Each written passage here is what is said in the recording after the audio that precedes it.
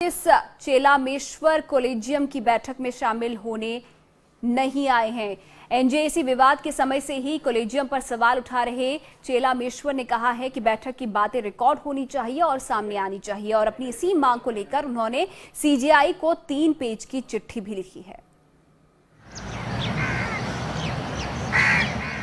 Collegium system फिर से सवालों में है। सरकार और जुडिशरी के बीच विवादों की जड़ रहे इस सिस्टम पर एक जज ने ही गंभीर सवाल उठाए हैं। सुप्रीम कोर्ट के जज जे चेलामेश्वर ने कहा कि जजों की नियुक्ति और ट्रांसफर को लेकर होने वाली बैठक की वीडियो रिकॉर्डिंग होनी चाहिए। कॉलेजियम के तहत सुप्रीम कोर्ट के 5 सबसे सीनियर जज होते हैं जो जजों की नियुक्ति और ट्रांसफर पर अहम फैसले लेते हैं। खास बात ये कि ये वही जस्टिस चेलामेश्वर हैं जिन्होंने नेशनल जुडिशियल अपॉइंटमेंट्स कमीशन विवाद के समय कॉलेजियम सिस्टम पर सवाल उठाए थे। इंडियन एक्सप्रेस की रिपोर्ट के मुताबिक इससे पहले भी जस्टिस चेलामेश्वर ने चीफ जस्टिस ऑफ इंडिया को एक चिट्ठी लिखी थी जिसमें कहा था कि मैं कॉलेजियम की आगे होने वाली मीटिंग्स में हिस्सा नहीं लूंगा।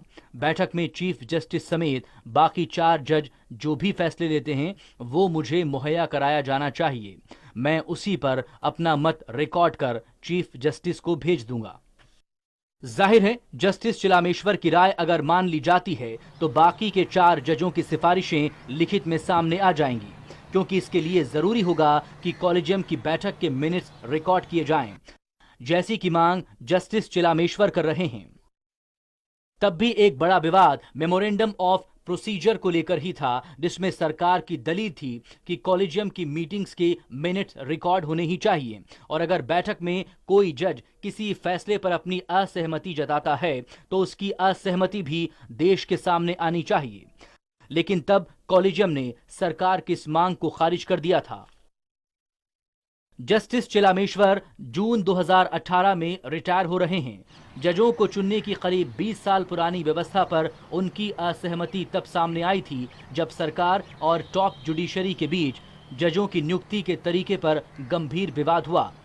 इंडियन एक्सप्रेस ने सूत्रों के हवाले से कहा कि जस्टिस चेलामेश्वर चीफ जस्टिस को लिखी अपनी पूरी चिट्ठी को फिलहाल जाहिर करने के हक में नहीं हैं, लेकिन अगर आगे इसकी जरूरत पड़ी तो वो अपनी चिट्ठी को सार्वजनिक भी कर सकते हैं। Team news world India.